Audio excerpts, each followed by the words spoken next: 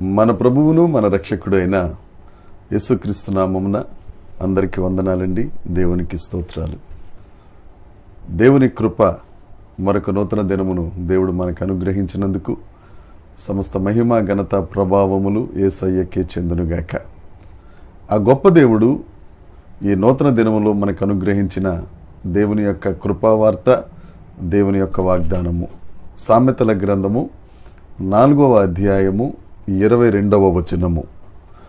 దొరికిన వారికి అవి జీవమును వారి సర్వ శరీరమునకు ఆరోగ్యమును ఇచ్చును. దేవునికి మహిమ కలుగునుగాక, దేవునికి స్తోత్రం కలుగునుగాక.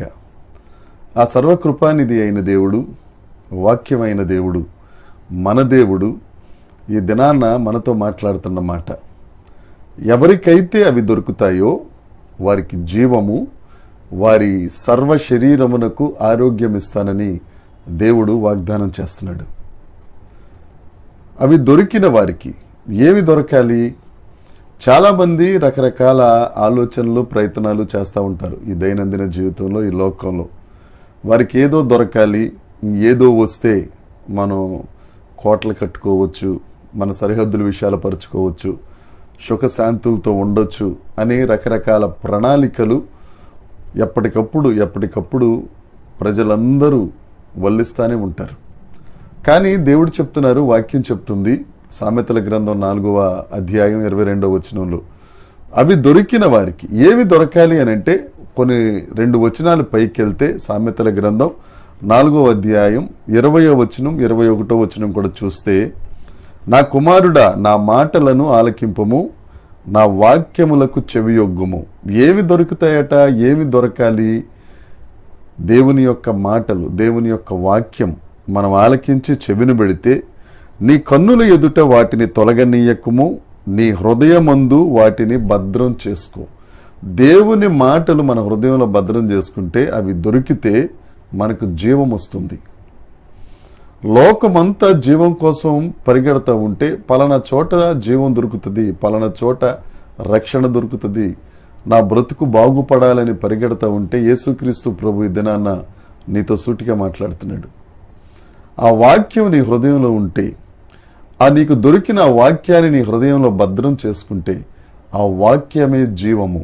యేసుక్రీస్తు ప్రభు చెప్తారు కదా యోహాను సువార్త 14వ అధ్యాయంలో, నేనే మార్గము, నేనే సత్యం, నేనే జీవం.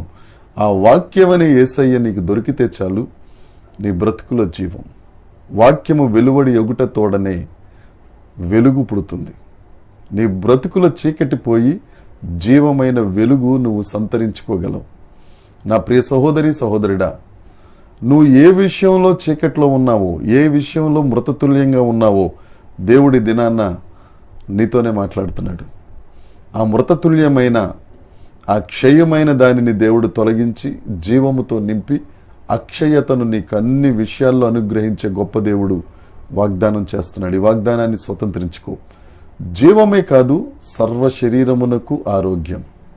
ఏ రోగాలతో ఉన్నావో, ఏ కుదరని రోగం నిన్ను బాధ పెడుతుందో ప్రియ సహోదరుడా, కొన్ని చెప్పుకోలేని రోగాలు, బాధలు, కుమిలిపోతున్నావేమో, యేసయ్య నీతో మాట్లాడుతున్నారు. వాక్యం నీ గుండెల్లో ఉంటే నీ సర్వ శరీరానికి ఆరోగ్యం, నీకు జీవం. ఆర్థిక ఇబ్బందులు అనే విషయంలో మరణించావా, దేవుడు అక్కడ నీకు జీవాన్ని ఇస్తాడు. ఆర్థిక ఇబ్బందుల వల్ల నీకు శరీరం కుంగిపోయి కుళ్ళిపోతుందా, నీకు ఆరోగ్యం ఇస్తాడు. ఆయన వైపు తిరుగు, ఆయన మాటలు విను, ఆయన మాటలను నీ గుండెల్లో దాచుకో, నీ నోట పలుకుతా ఉండు, నీ కనుల మధ్యన బాసికంగా వాక్యాన్ని ఉంచుకో. దేవుడు నీకు జీవంతో నింపబోతున్నాడు. దేవుడు నీ సర్వ శరీరమునకు ఆరోగ్యం ఇస్తారు. నీ ఎముకలకు సత్తు ఇచ్చి, నువ్వు ఎక్కడైతే ఒంటరైపోయి నీరసమైపోయి రకరకాల పరిస్థితుల్లో ఉన్నావో, ప్రతి ఒక్కరూ నీ దగ్గరికి పరిగెత్తుకొచ్చేటట్లుగా ఒక ఉన్నతమైన స్థాయిలో, ఉన్నత శిఖరాల మీద దేవుడు నిన్ను రాబో కాలంలో ఎక్కించబోతున్నారు.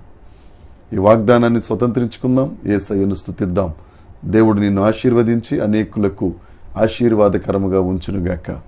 దేవుడు ఈ మాటలను దీవించునుగాక. దేవుని కృప మనలందరికీ తోడై ఉండునుగాక. Amen, amen, amen.